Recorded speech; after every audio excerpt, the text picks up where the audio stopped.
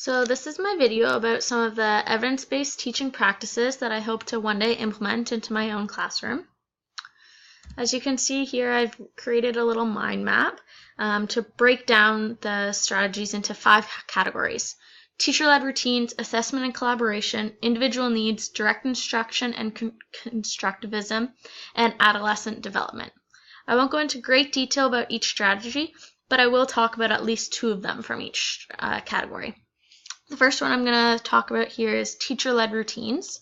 So the first one here, you can see 1.1 is anchored instruction. So this is a really good way to engage students in their learning. It's usually technology-based, and it is important to engage the student, but it also doesn't want to take away from the content of the lesson.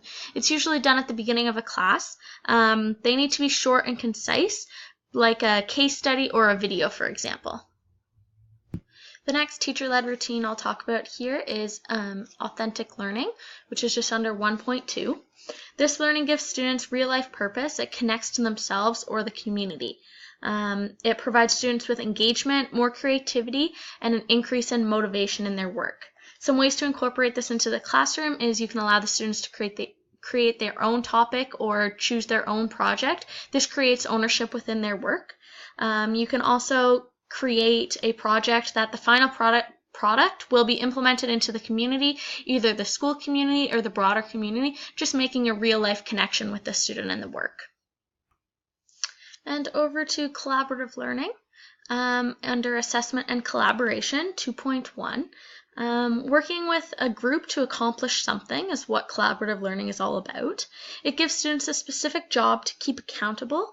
Each group should establish trust and communication, and then they should agree on a plan to complete the desired goal.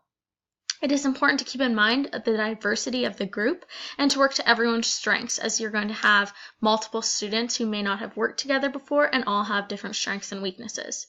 This is a great opportunity to incorporate technology into it, as it is easy to share notes and communicate with your group members.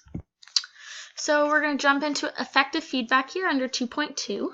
The point of effective feedback is to enhance the student learning and guide them to a desired goal. Students need feedback so that they can grow and learn from their mistakes. Some strategies to implement effective feedback are to keep it descriptive,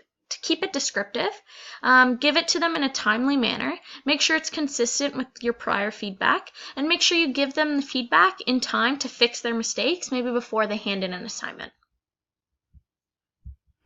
Jumping over to number 3 here, individual needs. We're going to start off with 3.1, autism.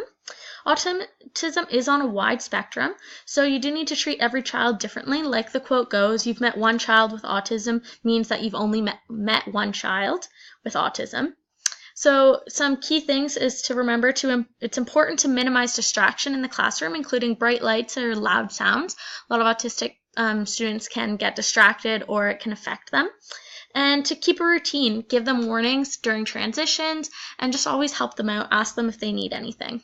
Down to 3.2, ADHD. This is very common for students to get misdiagnosed with ADHD. The symptoms can vary, and they also portray other symptoms of other things. A student may just be tired, hungry, many different things.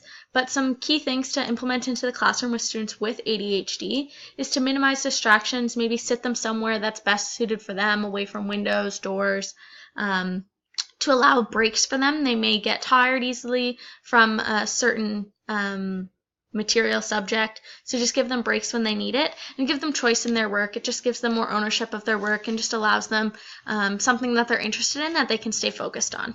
Down to number 4, direct instruction and constructionism. 4.1, social learning theory, is just the theory that people learn by observing others. So teachers need to remember to give a proper example and model something that they would want their students to do, whether it be dressing appropriately, being on time, loving their job, taking ownership of their work, just giving a model for the students to take after. Elaboration theory is just the idea of breaking down a bigger subject to make it more easily for students to understand. So maybe chunking, maybe even a big math equation, breaking it down into little steps for students to understand. Teachers also need to remember that you may grasp something, a concept, easier than students will. So you might need to reteach a lesson or review some prior knowledge just for students to understand what you're talking about. Down to 4.3, worked examples. It's important to give examples to your students of what you are looking for. This just gives the students a goal to work towards and an idea of what their final product should look like. And our final category here, adolescent development. There's two categories, subcategories here. Mental health is the first one. So mental health is a super prominent thing going on right now in society, and teenagers are especially affected by this. So teachers are kind of the forefront of the students for this. Teachers see them for the majority of the day, and they may be their first-hand person to go to. So just for teachers to be aware of the symptoms, maybe of depression, suicide, and just kind of bring those topics up in class, letting the students know that you are there for them, and that they can come to you to talk to you about something, but make sure that you do have backups, whether it be professionals, doctors, even your principal in your class or in your school. And some things that teachers can do for this is just to check in with the students, ask them how their night was, ask them how their weekend was, and just give frequent breaks, especially during stressful times during the year. And our last subcategory here is technology and teens. Obviously, technology is huge right now in society, with I think 95% of teenagers having access to a smartphone, so the internet and everything around them. So it's just important that teachers maybe set aside time in the class to be away from their screens or away from technology, just to give them that break, as well as to monitor what they're doing using the technology in the classroom. Maybe when you first introduce technology into the classroom by giving the students a security kind of lesson or privacy lesson and what they should and shouldn't be doing with their technology, especially during class time. And that concludes my video on the teaching techniques that I hope to implement into my own class one day.